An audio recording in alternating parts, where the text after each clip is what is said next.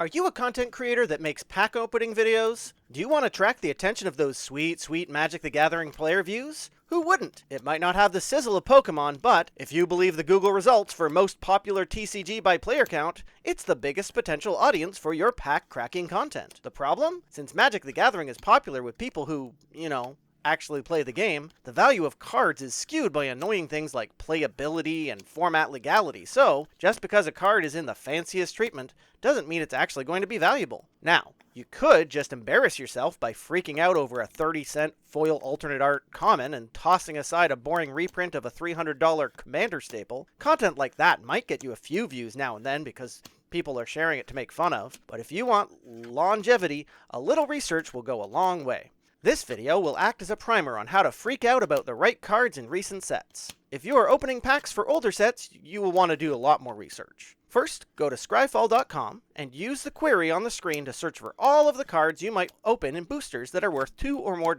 substituting the release date of the boosters you are planning on cracking. You will find all of the cards from a set's boosters worth over $2. Feel free to adjust that number based on the content you are trying to make. You can now see the big hits you are looking for. Mouse over the names to see the images and familiarize yourself with them. If it's obvious to you why it would be valuable, cool. Just react to it naturally if you see it in a pack.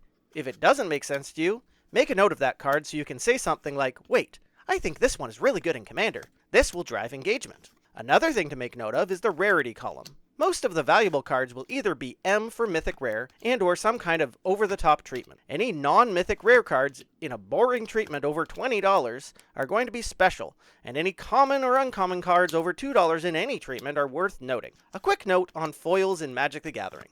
Unfortunately, since the introduction of collector boosters, which are padded out with traditional foils of base set cards, these aren't worth all that much more than a non-foil and are occasionally worth less because they have a habit of warping and thus being less valuable as playing pieces to constructed players. In order for a foil to be valuable, it needs to be a foil of an otherwise valuable card, a foil of an alternate treatment card, or a special foil like Fracture, Confetti, or Surge. Next, let's talk about the different kinds of boosters. Do note that this is subject to change with each new set, and you should check a reliable source, like mtg.wiki, for the latest or earlier iterations. Though, generally speaking, the vibes will be the same. Play boosters are, ostensibly, meant to be played with. Limited formats, like sealed or set draft, revolve around opening play boosters and building a deck from their contents. As such, these packs are filled out with balanced game pieces rather than big ticket items. Getting the cards you want from play boosters is measured in cases rather than boxes or packs. And so, the average player will open a few for fun or to play limited with, and then trade,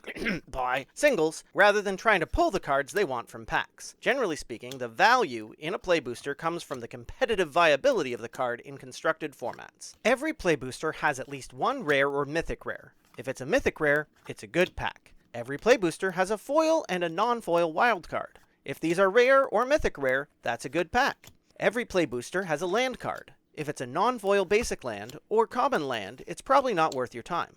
Anything else isn't going to be worth much, but it's fine to admire the pretty ones. Some play boosters will have a bonus sheet of cards that show up occasionally.